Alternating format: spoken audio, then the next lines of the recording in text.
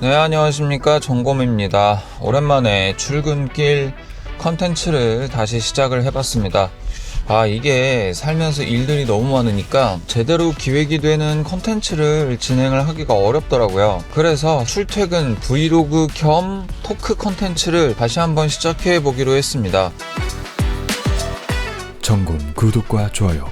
지금 현재 수많은 로봇 관련 주식들이 미친듯이 뛰고 있습니다. 상한가를 5일 연속 친다던가 이런 식의 어떤 주가 상승이 계속해서 이루어지고 있다는 겁니다. 물론 버블일 거고 이 지금 이슈몰이 때문에 올라가고 있는 그런 양상일 수 있겠습니다만 이거는 좀 뭔가 기형적이다, 이상하다라는 생각이 드는 거예요. 왜냐하면 이미 전 세계 로봇 각축전에서는 한국이 어느 정도 좀 우위를 차지를 하는 면도 없지 않아 있겠습니다만 테슬라봇의 어떤 그런 우리가 알고 있는 그런 로봇들의 기술력을 아득히 뛰어넘은 정도 수준의 그런 로봇이 만들어지고 있어요. 심지어 구독형 가정부 로봇도 곧 있으면 나오는 그런 시판이 지금 미국에서 이루어지고 있다는 얘기를 얼핏 들은 것 같은데, 월 구독료 7-80만원 정도, 그리고 전체 구매 비용 한 2-3천만원 정도의 비용으로 로봇이 나왔다고 해요. 가정부 로봇이 나왔다고 하니까 기대감, 이것이 높아질 거라는 건 자명한 일입니다. 그렇게 해서 우리나라 로봇에 대한 주가가 펄쩍펄쩍 뛰고 있는 거는 이해할 수 있는 부분이에요. 그런데 의외인 분야가 있죠. 바로 엔비디아가 계속 죽을 쓰고 있습니다.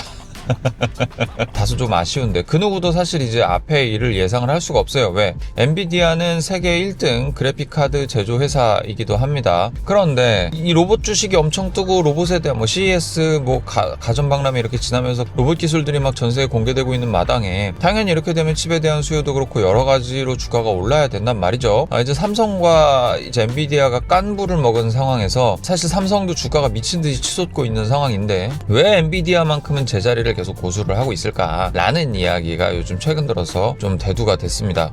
그러면은 왜 그렇게 초거대 칩 생산 회사, 그러니까 그 하드웨어 생산 회사가 왜 주식에서 힘을 제대로 못 쓰고 있는 걸까라고 생각을 해보면 해답은 간단합니다. 이 타이밍에 구글의 자사 AI가 엔비디아 칩의 도움 없이 지금 꽤나 준수한 성능을 내는 상태로 턱하니 나왔다라는 겁니다. 지금 구글의 AI 시리즈군은 진짜 많죠. 기본적으로 제미나이가 있고 나노바나나가 있고 그리고 배오가 있습니다. 이런 식으로 영상 관련해서 이런 수많은 생성할 수 있는 생성형 AI가 진짜 많고요.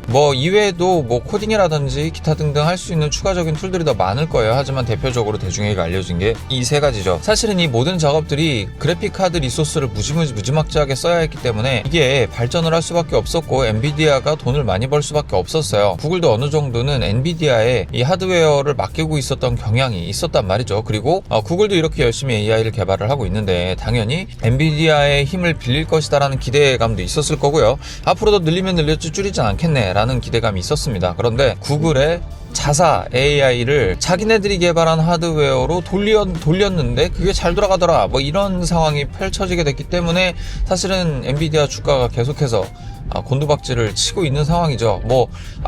현상 유지하고 있는데 곤두박질 아닌데 라고 말씀하실 수 있지만 이거는 사실 곤두박질이라고 볼 수밖에 없습니다. 다른 기업들이 오르고 있는데 얘는 제자리다? 이건 곤두박질이에요. 때문에 이렇게 위기를 느낀 엔비디아는 늘 이제 어려울 때마다 구원투수가 되어줬던 한국에 손을 뻗치게 되고 우리나라에 주네마네 하면서 우리나라가 이 그래픽카드를 확보하니마니 하면서 설왕설래하고 있었던 상황에서 엔비디아의 이런 재앙과 같은 일이 펼쳐지게 됩니다. 그러니까 결국은 어떻게 돼요? 젠슨 왕이 우리나라에 와서 깐부치킨 먹고 치킨 날리면서 치킨 서빙하면서 사람들에게 나눠주면서 아주 적극적인 홍보를 펼친 결과 제자리죠.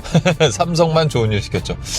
이게 무슨 생각이 드냐면 그나마 그 정도라도 했기 때문에 현상 유지는 하고 있는 거 아니냐. 그러니까 안 좋은 이슈, 좋은 이슈 상충이 돼서 현재 제자리 걸음을 하고 있다. 이 상황에서 젠슨 왕이 가만히 있냐? 그렇지 않습니다. 이제부터 여러분들께 드릴 말씀은 조금 많이들 모르실 이야기일 수도 있는데 이제 프로그래머 업계 이쪽 그 로보틱스나 이 프로그램 업계에 있는 친구에게 들은 이야기예요. 엔비디아에서 미친 AI 플랫폼 툴을 지금 배포를 해서 사람들이 연구 재료로 많이 쓰고 있다고 해요. 가상 머신 같은 그런 개념의 그 툴이라고 합니다. 정확한 이름은 제가 지금 자막으로 뿌려드릴게요. 저도 이제 주워 들은 거라 정확하게 기억이 안 나는데 엔비디아 하면 게임이 먼저 떠오르죠. 게임 하면은 현실과 똑같은 물리 엔진으로 영상을 뿌려주고 계산을 해서 상황을 시뮬레이션 해주는 로봇 제작 시뮬레이션 툴을 개발자들에게 배포하고 그 플랫폼을 닦아나가고 있는 상황이라고 하는 겁니다. 편집을 하다가 뭔가 잘못됐다라는 생각이 좀 들어가지고 보강 설명을 하기 위해서 이렇게 켰습니다. 엔비디아에서 만들어서 사용자들에게 배포한 시뮬레이션 툴은 아이작 심이라는 프로그램이에요. 이 프로그램은 기계의 어떤 세부적인 디테일한 수치나 값 같은 것도 모두 다 불러올 수 있고, 라이다 센서에서 나오는 그런 수많은 어떤 그런 데이터 정보도 실제 상황과 똑같이 사용을 할 수가 있게 되어 있어서 로봇을 개발하는 로봇 개발자들에게 굉장히 혁신적인 툴이라고 얘기를 합니다.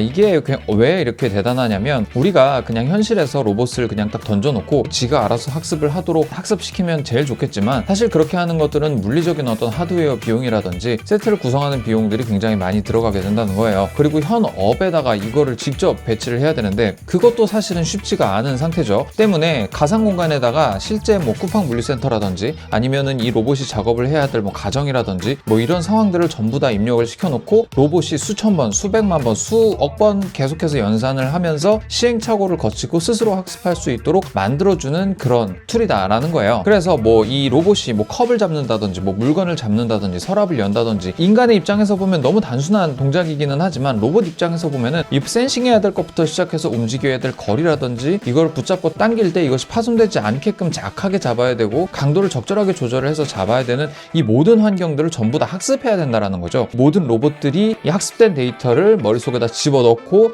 이제 출시가 돼서 가정에 파견이 되게 되면 이 로봇은 가정에 들어와서 그동안 학습한 결과를 토대로 이 모든 조건, 마찰, 빛, 강도, 세기, 기타 등등 여러 가지 조건에서 완벽하게 이를 수행해낼 수 있다는 겁니다. 물론 진짜 실제 현장과 이 엔비디아에서 구축한 심투리얼에서 만들게 된 이 공간이 정말 100% 다 똑같다라고 볼 수는 없겠지만, 정말 현실에서 실수를 반복하면서 사용자들에게 불편함을 줄 수 있는 그런 과정 자체가 많이 간소화되고 많이 없어진다라는 측면이 되는 거죠. 때문에 엔비디아가 개발한 이 아이작 심이라고 하는 툴은 정말 괄목할 만한, 기대가 될 만한 그러한 툴이다라고 볼 수 있는 겁니다. 문제는 이렇게 대단한 툴을 개발했음에도 불구하고 엔비디아의 주가가 제자리에서 어떻게 헤어나오지를 못하고 있다라고 하는 겁니다. 다시 차 안으로 돌아가 볼까요?